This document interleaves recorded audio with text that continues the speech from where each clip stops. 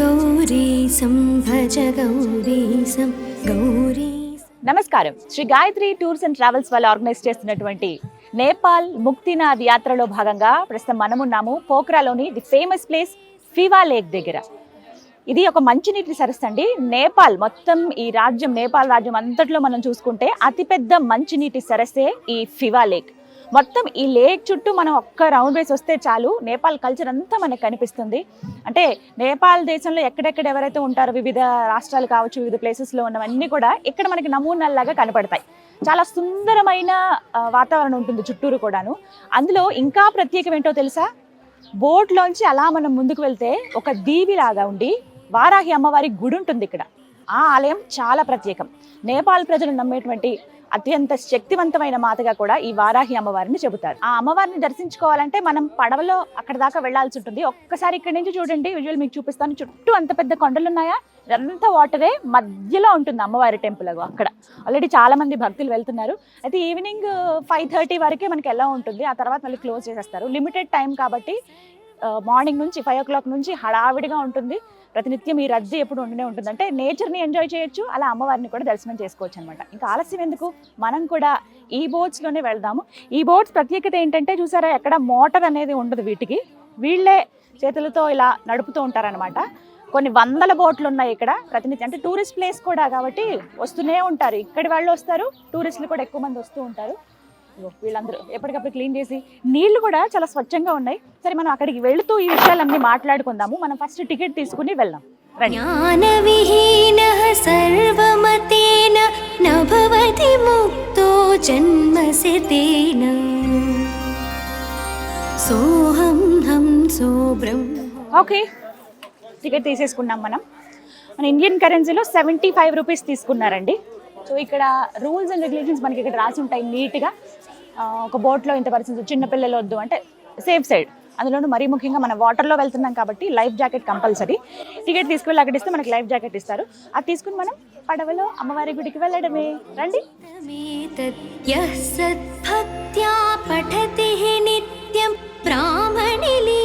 Okay, jacket ఇచ్చారు, life jacket compulsory. చిన్న వాళ్ళైనా పెద్దవాళ్ళైనా, బుడ్డు పిల్లలకి అయితే వాళ్ళ సైజుకి తగ్గట్టుగా ఉన్నాయి. చిన్న పాప వేసుకుని చూడు, అలా అనమాట.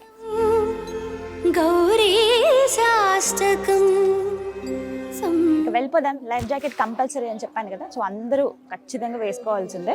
మనం కూడా ఆ రూల్ ఫాలో అవుదాం.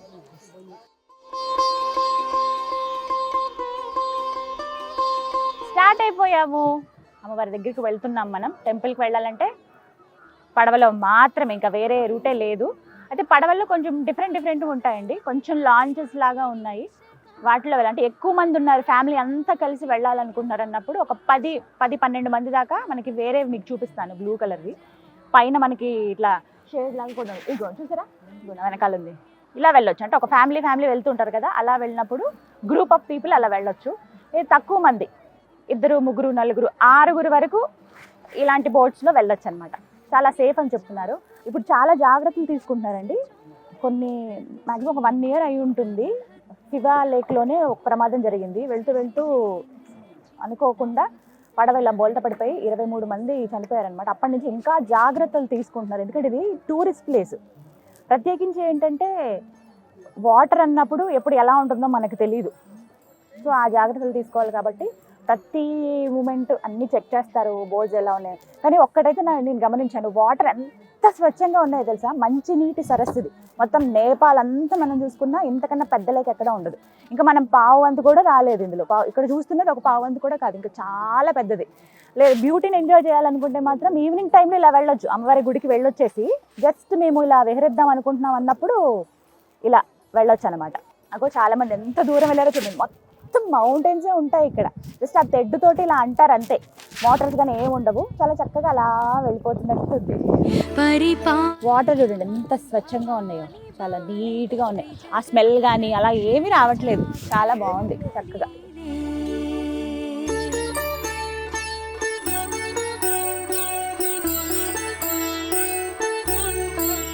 ఈవినింగ్ టైం అయితే చాలా బాగుంటుంది. యాక్చువల్లీ ఇక్కడ అట్మాస్ఫియర్ కూడానండి కన్వీనియంట్గా ఉంటుంది తెలుసా. వచ్చింది సమ్మర్ అయినా సమ్మర్ కాదేమో అనిపిస్తుంది. ఇప్పుడు టైం అయితే కరెక్ట్గా 11 అయింది.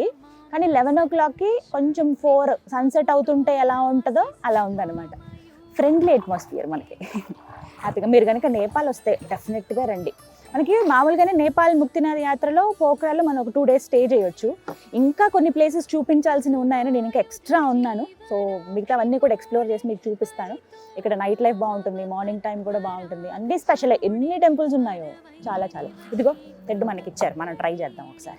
చరణాబ్జానత సత్క్రియాధురీణి.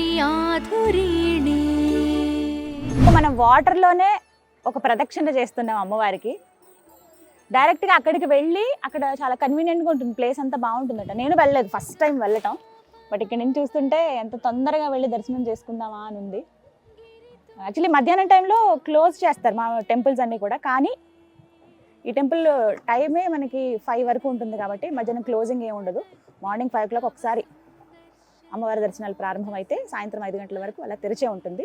మీరు మాత్రం కరెక్ట్ టైంకి ప్లాన్ చేసుకుని రండి. ఈవినింగ్ హడావిడిగా వచ్చి దర్శనం చేసుకోకుండా వెళ్తే బాగోదు కాబట్టి చక్కగా రావచ్చు. ఓవైపు అట్మాస్ఫియర్ అంటే ఈ చుట్టూ ఉన్న ఎన్విరాన్మెంట్ని ఎంజాయ్ చేయొచ్చు, అలాగే అమ్మవారి దర్శనం కూడా అవుతుంది.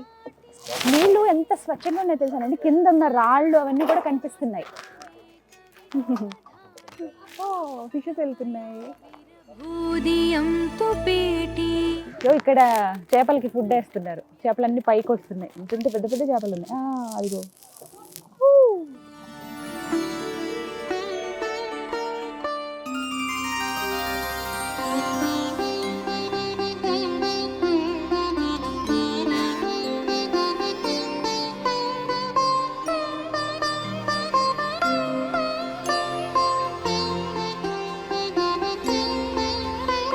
మెయింటెనెన్స్ అయితే చాలా బాగుందండి. ఎంత నీట్గా ఉన్నాయి చూడండి. మామూలుగా వాటర్ ఉంది అన్నప్పుడు ఏంటంటే కొంచెం స్మెల్ కానీ, అంటే ఎక్కువ అలా స్టాగ్నెంట్గా ఉండేటప్పుడు స్మెల్ రావడం కానీ, లేకపోతే వీళ్ళు వేసేటువంటి చిన్న చిన్న కవర్స్, పడే ఆకులు ఇవన్నీ వీటి వల్ల పాడవుతాయి. కానీ ఎక్కడ మనకు అస్సలు అలా అనిపించదు తెలుసా. చాలా స్వచ్ఛంగా ఉన్నాయి వాటర్ అయితే. మెయింటెనెన్స్ కూడా చాలా నీట్గా ఉంటుంది. వచ్చేసాం టెంపుల్ దగ్గరికి. ఒక ప్రదక్షిణ చేసినట్టుగా ఒక పరిక్రమ అయితే అయింది మనది.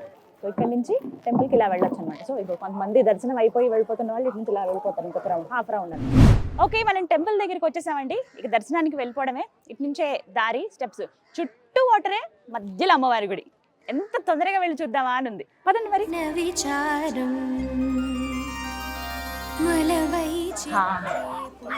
బ్యూటిఫుల్ అట్మాస్ఫియర్ అండి నిజంగా. ఇక్కడ నుంచి ఉంటే మధ్యలో ఉంటారు అమ్మవారి గుడి. చుట్టూ ఏంటంటే మామూలుగా టెంపుల్ ల్యాండ్ పైన ఉన్నప్పుడు ఎలా ఉంటుంది సేమ్ అదే. ఒకవైపు ఏమో పూజా స్టోర్స్ ఉంటాయి, అలాగే మిగతా చోట్లేమో అమ్మవారికి సంబంధించిన కార్యక్రమాలు జరిగేవి, హోమాలు జరిగేవి, యజ్ఞగుండాలు ఇవన్నీ ఉంటాయి. మీకు ఒక్కసారి ఆ రౌండ్ అంతా నేను చూపిస్తాను. ముందు ఇక్కడ చూడండి ఎంత బ్యూటిఫుల్ గా ఉందో. సత్యం దృష్టి వికారం జ్ఞాతేత. ఇక్కడ నుంచి ఏంటంటే టూరిస్ట్ స్పాట్ కదా ఇది. పడవలు అవన్నీ ఇలా వస్తాయి అనమాట. వాళ్ళు పైన ఇలా టెంట్ లాగా ఉంటుంది, భలే ఉంది ఆ పడవలని. సరే ఇక్కడే ఉండి మాట్లాడుకుంటే ఎలా, దర్శనానికి వెళ్దాం. ఎంత బ్యూటిఫుల్ గా ఉందండి అసలు. కార్యాలయం అంటాం ఇదిగోండి, ఆఫీస్ ఇది. వారాహి టెంపుల్ ఏదైతే ఉందో మనకి ఐలాండ్, వీటికి సంబంధించిన ఆఫీస్ అనమాట. బుజ్జి ఆఫీస్ ఉంది ఇక్కడ. ఇక్కడ ఇంకొకటి ఏంటంటే మరీ ముఖ్యంగా తల్ బారాహి టెంపుల్ అంటారండి. టెంపుల్ తల్ అంటే నేపాలీలో జలం అంటే వాటర్ అని అర్థం. బారాహి అమ్మవారిని బారాహి అని పిలుస్తారు ఇక్కడ, అందుకనే తల్ బారాహి టెంపుల్. మీరు ఎప్పుడైనా వచ్చినప్పుడు తల్ బారాహి టెంపుల్కి వెళ్ళాలి అని అంటే చెప్తారు. ఫివా లేక్ దగ్గర వెరీ ఫేమస్ ప్లేస్ అనమాట. అత్యంత శక్తివంతమైన ఆలయం ఇది. ఇంకొకటి ఏంటంటే అసలు అమ్మవారు ఎలా ఇక్కడ వెలిసారు, ఏ శతాబ్దంలో, ఆవిడ చూపించినటువంటి నిదర్శనాలు ఏమిటి, ఈ విషయాలన్నీ కూడా మనకు తెలుసుకోవాలంటే ఇక్కడ ఒక స్కానర్ ఏర్పాటు చేశారు. జస్ట్ మనం స్కాన్ చేస్తే చాలు ఫుల్ డీటెయిల్స్ తెలుస్తాయి. నేను ఒకసారి ఆ డీటెయిల్స్ అది చూస్తాను, అసలు అమ్మవారి గురించి ఏంటి అనేది చూసి, అలాగే చుట్టూ ఉన్న అందాలన్నీ కూడా చూపిస్తాను. దర్శనానికి కూడా వెళ్దాము. లోపల మనకి కెమెరా జస్ట్ ఇక్కడ వరకు అలౌ చేస్తున్నారు, గర్భగుడి దాకా వెళ్ళకూడదు. మనం అది ఆ నియమాలు పాటించాలి ఖచ్చితంగా. అది గౌరవిస్తూ మిగతా విశేషాలన్నీ చెప్తాను, చూడండి.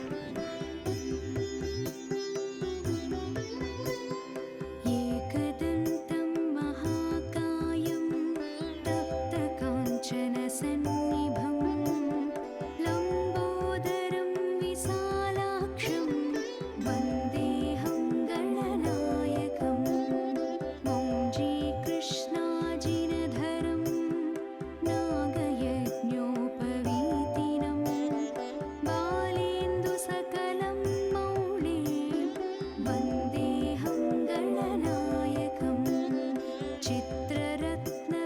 ఆ గణపయ్య దర్శనం చేసుకున్నాం కదా, ఇక అమ్మవారి దర్శనానికి వెళుతున్నాం మనం. ఇటు నుంచే లోపలికి వెళితే అదిగో అక్కడ కనపడుతుంది ఆ గోపురం, అక్కడే అమ్మవారి ఎదురుగుండనే ఒక దైవవృక్షం ఉంటుంది. అక్కడ తీసుకొచ్చినటువంటి క్లాత్స్ ఏవైతే ఉన్నాయో అవి ఒక్కసారి అమ్మవారిని మనసులో తలుచుకుని అక్కడ కట్టేస్తూ ఉంటారనమాట. అలా అక్కడ ఒక్కసారి అమ్మవారు విన్నవించుకుని లోపలికి అడుగుపెట్టి అమ్మవారిని దర్శనం చేసుకోవచ్చు. అయితే ఒకటే నియమం, ఎటువంటి ఫోటోలు కానీ వీడియోలు కానీ తీయరు కాబట్టి అది గౌరవిస్తూ నేను వెళ్ళి దర్శనం చేసుకుని వచ్చి నా అనుభూతి చెప్తాను.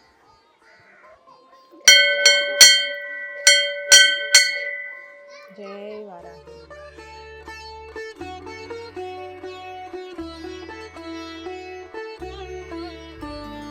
విబుధాధిపతే జినేశకాంతే వదనాభాజితయామినీశకాంతే నవకుంద విరాజమానద. ఇక్కడ ఫిషెస్ కి ఫుడ్ వేస్తున్నారు. ఎంత పెద్ద పెద్ద ఉన్నాయో చూడండి, చాలా పెద్ద ఫిషెస్ ఉన్నాయి. ఓ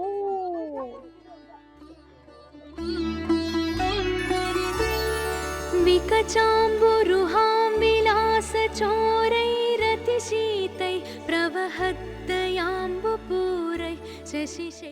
టెంపుల్ ఎప్పుడో 14వ శతాబ్దం అండి. అప్పుడు చిన్న ఆలయం లాగా నిర్మించారు ఇలా మధ్యలో ఉన్నటువంటి ఐలాండ్, ఈ గుట్ట పైన. అండ్ ఇప్పుడు ఇంకా రెనోవేట్ చేస్తున్నారు, అందుకే మనకి మైక్స్లో వినపడుతుంది చూసారా, చెప్తూ ఉన్నారు ఈ ఆలయ కమిటీ వాళ్ళు, టెంపుల్ ఇంకా రెనోవేట్ చేస్తున్నాము, ఎవరైనా డొనేట్ చేసే వాళ్ళు చేయొచ్చు అని చెప్పి. కానీ చాలా సుందరంగా ఉంది, వాళ్ళే కాపాడుకుంటూ వస్తారు, నీట్గా మెయింటైన్ చేస్తున్నారు. ఇది కొబ్బరికాయలు కొట్టే స్థలం అనమాట. ఎక్కడైనా కాసేపు కూర్చుంటే చాలు, ఆ రిలాక్సేషన్ అనిపిస్తుందండి. 5 నిమిషాలు చాలు. సో దర్శనం అయితే నాకు చాలా బాగా జరిగింది. మొట్టమొదటిసారి నేను వారాహి అమ్మవారి దేవాలయానికి వెళ్ళటము, ఇంత సుందరమైన వాతావరణం, అంటే ఒక ఐలాండ్లో అమ్మవారిని దర్శించుకోవడం అనేది నా జీవితంలోనే మొదటిసారి. ఒక మధురానుభూతి ఇది.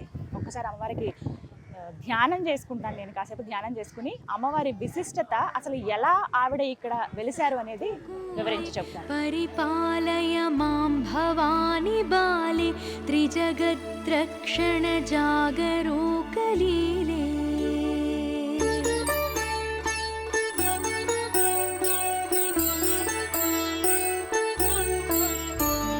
స్వరుచాజిత తప్త శాత కుంభే కచ శోభాజిత. ఎంత ప్రశాంతంగా అనిపిస్తుందండి. ఆవిడ రూపాన్ని అలా వెళ్ళి చూసి వచ్చాను కదా, కళ్ళ ముందు అదే ఇంకా కనపడుతున్నారనమాట అమ్మవారు. వారాహి అమ్మవారు అనగానే మనకి గుర్తొచ్చేది కాశీనగరం, కాశీ క్షేత్ర పాలకురాలు ఆవిడ. ఇంకా కళ్ళ ముందు అమ్మవారి రూపం కదలాడుతూనే ఉంది, ఎదురుగుండా ఉన్నారు, బుజ్జుగా ఉంటారనమాట అమ్మవారు, చాలా సుందరంగా ఉన్నారు. వారాహి అమ్మవారు అనగానే నాకు ముందుగా గుర్తొచ్చేది కాశీనగరం, కాశీ క్షేత్ర పాలకురాలు ఆవిడ వారాహి అమ్మవారు. అత్యంత శక్తివంతమైన దేవత, సప్తమాతృకల్లో ఒకరు. అంటే ప్రత్యేకించి గుప్త దేవతలు అంటారు కదా, అంటే ఉగ్ర దేవతల్లో ఒకరనమాట ఆవిడ. కేవలం ఎవరైతే దుష్టులు ఉంటారో, ఎవరైతే చెడు పనులకు అలవాటు పడి ఉంటారో, ఎవరైతే దుర్మార్గులు ఉంటారో వాళ్ళకి మాత్రమే ఆవిడ ఉగ్ర రూపంలో కనబడుతుందట. శాంతంగా ఉండి అమ్మా అంటూ ప్రేమగా పలకరించే వాళ్ళకి ఆవిడ ఎప్పుడు శాంతి స్వరూపులు. నాకైతే అలాగే అనిపించారు, ముద్దుగా ఉన్నారు, బుజ్జిగా. ఒక శిలలా ఉంది అమ్మవారి రూపం, అది అమ్మవారి మూతి భాగం అట. మనం ఆలయంలోకి అడుగు పెట్టగానే ఎడం పక్కగా మనకు ఒక శిల కనిపిస్తుంది, ఆ శిలే అమ్మవారి రూపం. శక్తివంతమైన దేవత, శక్తిపీఠం అని కూడా ఇక్కడ చెబుతూ ఉంటారనమాట. అక్కడ దానిపైన మనం గమనించవచ్చు, చంద్రుడు సూర్యుడు 2 పైన ఉంటాయి. మొత్తం నేపాలీ భాషలో శాసనం అక్కడ రాసి ఉంది. కిందేమో 9 మంది ఇలా కూర్చున్నట్లుగా ఉంటారు. మొత్తం అంతా కూడా ఆ శిల మీదే ఉందన్నమాట. అక్కడ ఉండి కాసేపు గమనించారు, నిజంగా ఆవిడ అక్కడ ఉన్నారు అనే భావన, ఆ పాజిటివ్ వైబ్ తెలిసింది నాకు. కొంచెం అలా ఒక్క అడుగు పక్కకు వేస్తే గణపతి స్వామి కనపడతారు, మధ్యలో అమ్మవారి వెండి తొడుగు వేసి అమ్మవారి రూపం కనబడుతుందండి. చతుర్భుజాలతో ఆవిడ అలా కూర్చునుంది, అంతే బుజ్జిగా నవ్వుతూ ఉన్నట్టుగా కనిపించింది నాకైతే. ఇంకొకటి రాతి శిల కనిపిస్తుంది. అలా అమ్మవారిని చూసి కాసేపు దండం పెట్టుకుని బయటకి వచ్చేస్తే ఇంకా అదే ధ్యాసలో ఉంటాం అన్నమాట మనం. అందుకే వెంటనే ధ్యానం చేసుకుంటే ఆవిడ రూపం అలా కళ్ళ ముందు కదలాడుతుంది. జగన్మాత. చూసారుగా విజువల్స్లో ఎంత సుందరంగా ఉందో దేవాలయం. ఐలాండ్లో ఇలా అమ్మవారిని మనం దర్శించుకోవచ్చు అనమాట. కాసేపు ధ్యానం తర్వాత నా మనసు ఎందుకు చాలా తేలికగా అయిపోయిందండి, భారం అంతా తీసేసింది ఆవిడ. నిజానికి చెప్తున్నా, ఫస్ట్ నాకు పడవెక్కినప్పుడు కాస్త భయం వేసింది, కానీ వారాహి అమ్మవారు అంటేనే అది ఆవిడ అనుగ్రహించేదే ధైర్య సాహసాలు. అందుకేనేమో ఆ ధైర్యం ఇచ్చింది ఆవిడ నాకు. మళ్ళీ అంటే మనం అది ఏ సమస్య అయినా ఏ విషయమైనా ఎందులోనైనా మనం విజయం సాధించాలన్నా మనకు కాస్త ఇబ్బందిగా అనిపిస్తుంది, లేకపోతే అసహనంగా ఉన్నాము, పనులు జరగట్లేదు, ఎప్పటి నుంచో అనుకున్నవన్నీ ఆగిపోతున్నాయి, ఏ పనైనా చేద్దామంటే ధైర్యం సరిపోవట్లేదు, ఇలాంటి మాటలు మనం మాట్లాడుతూ ఉంటాం కదా. అలాంటి వాళ్ళు ఖచ్చితంగా దర్శించుకోవాల్సిన ఆలయాల్లో ఒకటి వారాహి అమ్మవారి దేవాలయం. మీరు కనుక పోకరా వస్తే ఖచ్చితంగా ఈ ప్లేస్కి రండి. మీకు ఎక్కడ లేని ఆ శక్తిని ఆవిడ ప్రసాదిస్తుంది, ధైర్యాన్ని అందిస్తుంది అనమాట. ప్రత్యేకించి సాధకులకు ఇది అనువైన ప్రదేశం అని చెబుతారండి. ఎంతోమంది సాధకులు ఇక్కడికి వచ్చి సాధన చేసుకుంటారు. అంటే ప్రకృతి మధ్యలో కూర్చున్నట్లే, ఇంకే డిస్టర్బెన్స్ అనేది ఉండదు. పక్కనేమో పక్షులు అరుస్తున్నట్లుగా ఉంటుంది, మరోవైపు ఈ ఆళ్ళలో కొంచెం చిన్నగా ఆ శబ్దం వస్తుంది, మంచి గాలి అలా తగులుతూ ఉంటుంది ఆ కొండ ప్రాంతాల నుంచి. ఇది చాలు కదా, ఇంతకన్నా ఇంకేం కావాలని అనిపిస్తుంది. ఎవరైనా సరే దశమహావిద్యలు ఆచరించే వాళ్ళు కావచ్చు, ప్రత్యేకించి అమ్మవారి ఆరాధనలో ఉండేవాళ్ళు కావచ్చు, ఇలాంటి వాళ్ళు ఇక్కడికి వచ్చి ఆరాధన చేస్తారు. వారాహి అమ్మవారి నవరాత్రోత్సవాలు జరుగుతాయి, అలాంటప్పుడు కూడా ఇక్కడికి వచ్చి ఆరాధన చేస్తుంటారు. చాలామంది భక్తులు ఇక్కడ ఆ నవరాత్రి ఉత్సవాలు చేసుకుంటారు, పూజాది కార్యక్రమాలు కూడా చేస్తూ ఉంటారు అనమాట. ఇక ఈ ఆలయ విశిష్టత అండి, ఇంతకుముందు కొన్ని వేల సంవత్సరాల క్రితం, ఇప్పుడైతే మనం ఇంత పెద్ద సరస్సు ఇక్కడ చూస్తున్నాం కదా, ఫివా లేక్ అని మంచినీటి సరస్సు. ఇంతకుముందు అసలు ఇక్కడ సరస్సే ఉండేది కాదు, మొత్తం ఒక చదునుగా ఒక నేల ఉండేది, చుట్టూ కొండ ప్రాంతాలు నేల. ఇక్కడ ఎలా అయితే మనం ఇలా నేల చూస్తున్నాము గట్టులాగా, అలాగే గుట్టలతో ఉండేదంట. మొత్తం ఇల్లు అన్నీ నిర్మించుకుని ఒక ఊరులాగానే ఉండేది కొండల మధ్యలో. అయితే ఒకరోజు ఒక జోగిని అలా నడుచుకుంటూ వచ్చి సాయంత్రం పూట అయ్యేటప్పటికి కొత్తగా వచ్చింది ఆవిడ ఊర్లోకి. ఇంతకు ముందు ఎప్పుడు ఆవిడని చూడలేదంట. అదే ఒక్కొక్క ఇంట్లో నేను ఇలా చీకటి అయిపోయిందండి, నేను ఇక్కడ ఈ రోజుకి ఇక్కడ పడుకుని పొద్దున్నే వెళ్ళిపోతానని అడిగిందంట. అలా 2-3 ఇళ్ళు అడిగే కొద్దీ వాళ్ళేమో మా ఇంట్లో అవ్వదు, మా ఇంట్లో కుదరదని చెప్పి అలా పంపించేసేసారు. అలా కొంచెం ముందుకు వెళ్తే ఒక ఇంట్లో ఒక్క ముసలావిడ ఉండేదట, చాలా బాగా ముసలిపోయిన ఓల్డ్ ఏజ్ ఆమె. కామంటే అమ్మ నేను ఇలాగా ఉందాం అనుకుంటున్నాను, ఈ రాత్రి నాకు కొంచెం నీడివ్వండి, పొద్దున్నే లేచి నేను వెళ్ళిపోతాను, చాలా దూరం వెళ్ళాలని. అంటే ఆవిడ కనిపించింది, అయ్యో అదేముందమ్మా నేను ఒక్కదాన్నే ఉంటాను ఎలాగో ఇంట్లో, సరే వచ్చి పడుకో పొద్దున్న వెళ్ళిపోవచ్చు అని. అయితే ఆమె ఒక మాట ఉంటుంది, నువ్వు ఉండడానికి అయితే ఓకే కానీ నాకు నీ దగ్గర పెట్టడానికి నాకు ఆహారం కానీ ఇంట్లో ఏం లేవంటే, ఏం పర్వాలేదమ్మా నాకు ఆహారం ఏం అవసరం లేదు, ఉండడానికి నీడేస్తే చాలు అంటుంది. సరే ఆ రోజు రాత్రి ఆవిడ పడుకుంటుంది. ఉదయం లేచిన తర్వాత ఆ పెద్ద ఆవిడతో ఒక మాట చెప్తారు, అమ్మ నీకు ఒక మాట చెప్తాను, నాకు ఇక్కడ నీడిచ్చావు కాబట్టి ఒక నిజం నీకు చెప్తాను, నువ్వు ఖచ్చితంగా వినాలంటే. ఏంటి అని అంటే, మరికొద్ది గంటల్లో ఈ ప్రాంతం అంతా మునిగిపోబోతోంది, ఎంత త్వరగా వీలైతే అంతగా మీరు ఖాళీ చేసుకుని వెళ్ళిపోండి వేరే వేరే ప్రదేశాల కంటే. అవునా అంటే ఆమె ఆశ్చర్యంగా చూసింది, ఇక్కడ అసలు అవకాశమే లేదే నీళ్ళు రావడానికి, ఇంత కొండల గుట్టల్లో నీళ్ళు ఎలా వస్తాయని చెప్పి ఏమో అనుకుంటే వెళ్తే ఆమె అంతలో ఎటు వెళ్ళిపోయిందో ఆమె ఆ మాట చెప్పి వెళ్ళిపోయిందట.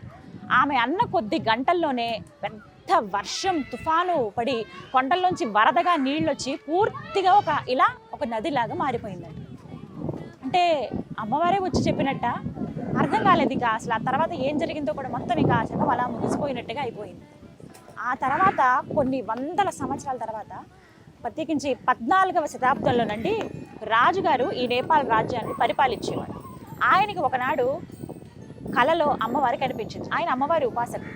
ఆయనకి అమ్మవారి కలలో కనిపించి, నేను ఇలా ఒక సరస్సు మధ్యలో ఉన్నాను, నన్ను బయటకు తీసి అక్కడ ప్రతిష్ఠించు, నా అనుగ్రహం ఖచ్చితంగా నీ రాజ్యం పైన ఉంటుంది అని చెప్తుంది.